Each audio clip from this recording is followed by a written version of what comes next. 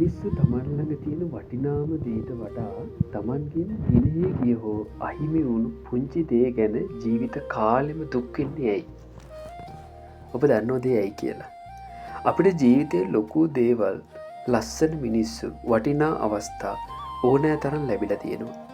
හැබැයි පුදුමේ කියන්නේ අපේ හිත හැම තිස්සෙම දුවන්නේ අපිට නැති වුණු හෝ අහිමි වුණු එකම එක පුංචි දෙයක් ළඟට විතරයි. ජීවිතේ එක එක කාලවල වලදී අපිට මිනිස්සු මුණ ගැහෙනවා, නැති වෙනවා, රස්සාවල් ලැබෙනවා, අහිමි වෙනවා. හැබැයි අපි හැමෝගෙම හිත ඇතුලේ කවදාවත් සුව නොවන එක එක පරණ තුවාල තියෙනවා. තමන් ළඟ අද වෙද්දී ඊට වඩා දහස් ගුණයකින් වටිනා දේවල්, ආදරණීය මිනිස්සු ඉද්දෙත් මීට අවුරුදු ගණනකට කලින් තමන්ගෙන් ගිලිහිලා ගිය එකම එක සම්බන්ධතාවයක් නැත්නම් අතහැරුණු එකම එක අවස්ථාවක් ගැන හිත මිනිස්සු අවුරුදු ගාණක් දුක් වෙනවා. ඇයි මගේ හිතට මේ තියෙන දේවල් අගය කරන්න බැරි? ඇයි මම නැති වුණු දේම හඹා යන්නේ කියලා ඔයාටත් හිතිලා තියෙනවද? මෙන්න මේ මානසිකත්වයේ පිටුපස තියෙන නොබෙල් ත්‍යාගය පවා දිනා ගන්න මනෝවිද්‍යාත්මක රහස ඔබ දන්නවද? loss aversion හෙවත් අහිමි වීමේ බිය. මනෝවිද්‍යාවේ සහ චර්යාත්මක ආර්ථික විද්‍යාවේ තියෙන පට්ටම සිද්ධාන්තයක් තමයි මේක. ආර්ථික විද්‍යාඥ ඩැනියල් කේන්මන් ඇතුළු පිරිසක් කළ පරීක්ෂණ වලින් ඔප්පු වුණා මිනිසෙකුට යමක් ලැබෙද්දී දැනෙන සතුටට වඩා දෙගුණයක මානසික වේදනාවක් යමක් අහිමි වෙද්දී දැනෙනවා කියලා. සරල උදාහරණයකින් කිව්වොත් ඔයාට අද පාරේ යද්දී රුපියල් 5000ක් හම්බුනොත් දැනෙන සතුට වගේ දෙගුණයක් කනගාටුවක් සහ කේන්තියක් දැනෙනවා ඔයාගේ සාක්කුවේ තිබුණ රුපියල් 5000ක් පාරේදී නැති වුණොත්. ලැබෙන දේ මොනතරම් ලොකු වුණත් මිනිස් මොලේ නිර්මාණය වෙලා තියෙන්නේ Taman සතු දෙයක් අහිමි වීම කියන කාරණේ අතිශය දරුණු කලාපයක් විදියට බාර ගන්නයි. 2. අසම්පූර්ණ දේවල් ඔළුවේ රඳවා ගන්නා සෙගානික් ආචරණය. බ්ලූමා සෙගානික් කියන මනෝවිද්‍යාඥවරිය සොයාගත්තා අපේ මොළය ඇතුලේ තියෙන අමුතුම ස්වභාවයක්. අපිට ජීවිතේ සාර්ථක වුණු සම්පූර්ණ වුණු දේවල්, උදාහරණයකට විවාහය, ලැබුණු රස්සාව, පාසුරු එක්සෑම් මොළය විසින් ෆිනිෂ් ටාස්ක් විදියට ඇචීව් කරලා දානවා. ඒවට දෙන අවධානය අඩු කරනවා.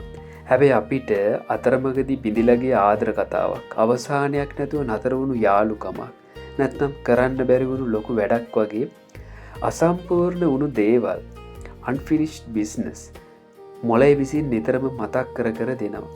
මොළයට ඕනේ ඒක කොහොම හරි සම්පූර්ණ කරන්නයි. ඒක කරගන්නයි මොළයට උවමනා. අන්න ඒ නිසායි අද ඔයා ළඟ මොනතරම් ලස්සන පවුල් ජීවිතයක් තිබුණත් ඉස්කෝලේ කාලේ අතරමඟදී නතර වුණු පරණ ආදර කතාවක් මතක් වෙද්දී හිත තවමත් රිදෙන්නේ. 3 වෙනි එක තමයි දුර්ලභ දෙයට තියෙන වටිනාකම.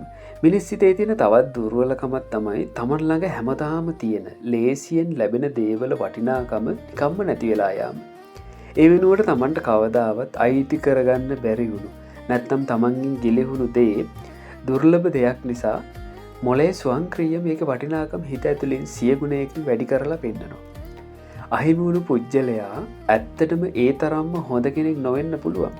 හැබැයි එයා දැන් අහිමි නිසා හිත විසින් එයාව ලෝකේ හිටපු සුපිරිම කෙනා විදියට මවලා පෙන්නනවා.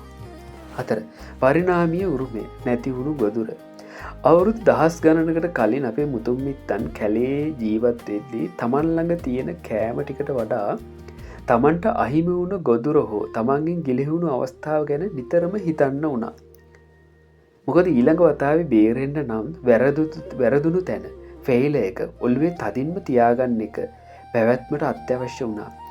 අන්නේ පරිණාමීය පුරුද්ද අදටත් අපේ ජාන ඇතුලේ තියෙනවා. ඔයාගේ හිතත් අදටත් නැති වුණු එකම එක පුංචි දෙයක් ළඟ හිර වෙලා ලැබුණු දහසක් වටිනා දේවල් මග හරිමින් ඉන්නවා නම් මතක තියාගන්න එක ඔයාගේ වැරද්දක් නෙවෙයි. ඒක මිනිස් මොළයේ තියෙන ස්වභාවික දුර්වලකමක්. හැබැයි ඒ උගලෙන් ගැලවෙන්න පුළුවන් එකම ක්‍රමය තමයි අතීතයේ අහිමි වුණු දේ සදහටම අවසන් බව පරිණතව වටහාගෙන වර්තමානයේ තමන්ළඟ ඉතිරි වෙලා තියෙන ආදරණීය මිනිස්සුන්ව සහ වටිනා දේවල් වැළඳ ගැනීම විතරයි. නැතිවුණු දේ සෙවීම නතර කරපු දිනට තියෙන දේ ඇතුළේ උපරිම සතුට හමුවේවි. එනිසා පරණ නැතිවෙච්චි දේවල් නැති වෙලාම ගියා කියලා අමතක කරලා දාන්න. නැවත නැවතත් ඒවා මතක් වෙනකොට ඒවා නැවතත් අමතක කරලම දාන්න. මොකද ඒක ඔයාගේ ස්වභාවයක් නෙවෙයි. ඒක ඔයාගේ මොළයේ ස්වභාවයක්. ඒ නිසා ඒවා සම්පූර්ණයෙන්ම අමතක කරලා දාන්න.